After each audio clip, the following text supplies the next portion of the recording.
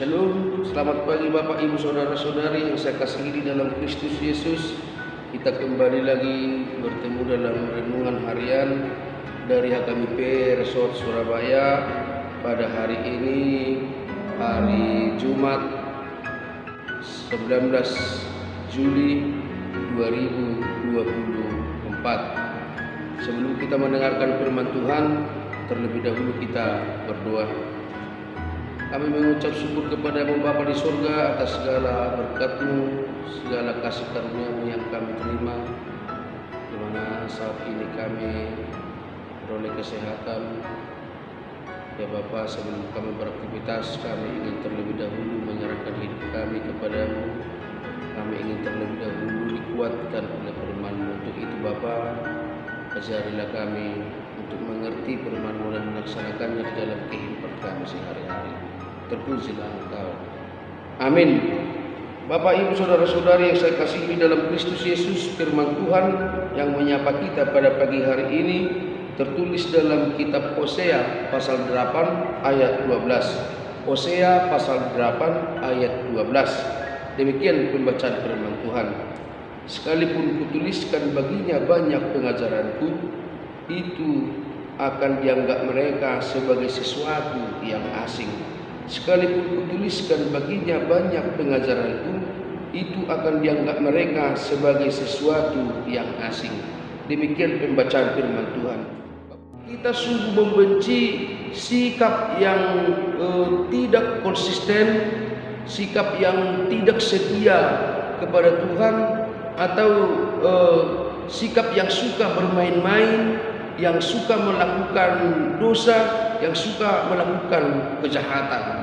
Artinya bagaimanapun kita berupaya, selagi kita mempunyai waktu, selagi kita mempunyai pikiran, mempunyai badan yang sehat, kita maunya semua melakukan hal-hal yang baik, apalagi dari tengah-tengah keluarga kita.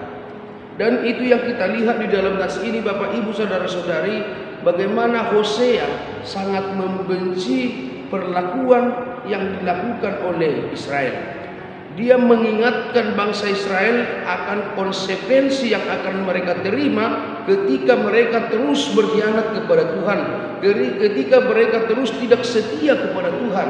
Dia mengingatkan mereka supaya mereka hati-hati dan betul-betul menyerahkan dirinya, betul-betul menyerahkan hidupnya ke pertobatan dan mengikut Tuhan.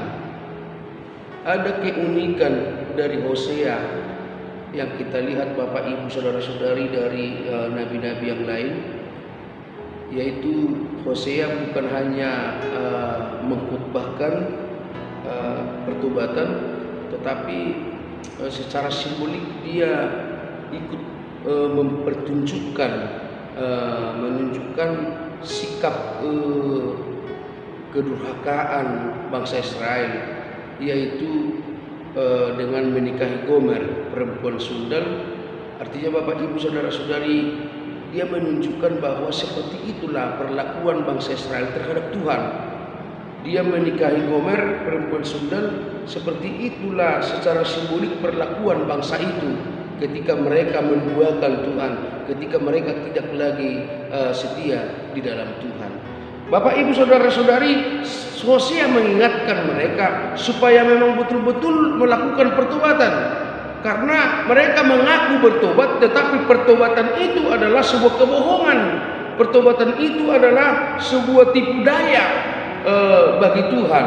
Maka walaupun mereka sekarang sudah jatuh di dalam dosa, tetapi Hosea mengajak mereka untuk rekonsiliasi dengan Tuhan dengan cara mau bertobat dan betul-betul kembali kepada Tuhan, ke jalan Tuhan, supaya tidak seperti yang di dalam nats kita ini, ketika Tuhan mengatakan sekalipun kutuliskan baginya banyak pengajaranku, itu akan dianggap mereka sebagai sesuatu yang asing. Artinya Bapak Ibu Saudara-saudari, Israel tidak begitu peduli lagi kepada Tuhan. Israel tidak begitu cinta lagi kepada Tuhan. Mereka sudah lebih mencintai kehidupan mereka yang amburadul, mereka sudah mencintai kehidupan mereka yang jahat, yang tidak pernah di jalan kebaikan lagi.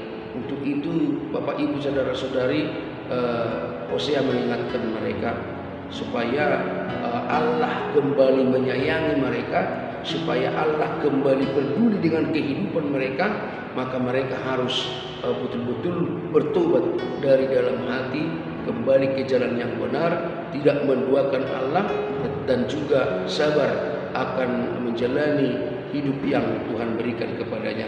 Itu yang kita lihat dari nas ini Bapak Ibu saudara-saudari. Dan sekarang pun kita diingatkan, apabila mana tahu ada jalan kita yang masih menyimpang Bapak Ibu saudara-saudari, yang betul-betul sepenuhnya berbuah, hidup kita belum berbuah sepenuhnya, maka nas ini mengingatkan kita supaya hidup kita benar-benar di jalan Tuhan.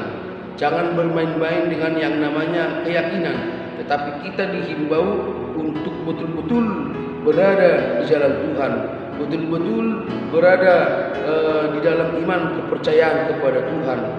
Jangan seolah-olah kita menunjukkan bahwa kita pengikut Kristus, tetapi perlakuan kita, tindakan kita seperti menduakan Dia atau lebih mendewakan dunia ini. Jangan. Nas ini mengajari kita supaya kita diingatkan ada konsekuensi yang kita terima ketika kita bermain-main dengan Tuhan. Ada konsekuensi, yaitu konsekuensinya adalah hidup yang sakit ya, atau barangkali kemelaratan, atau barangkali kesusahan. Maka supaya itu tidak terjadi, maka nas ini mengajak kita Bapak Ibu saudara-saudari kembali melihat sisi kehidupan kita.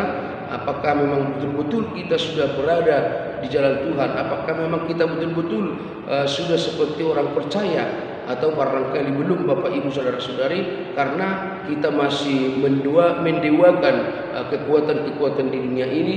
Kita lebih percaya kepada kekuatan kita, kebolehan kita.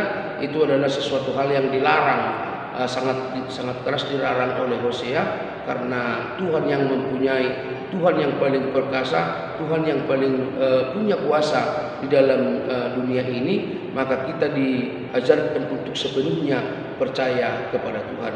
Untuk itu Bapak Ibu saudara-saudari, marilah betul-betul mengikut Tuhan, marilah betul-betul mempedomani Dia, marilah betul-betul percaya, dan seyogianya hidup kita harus berbuah di dalam kehidupan kita sehari-hari.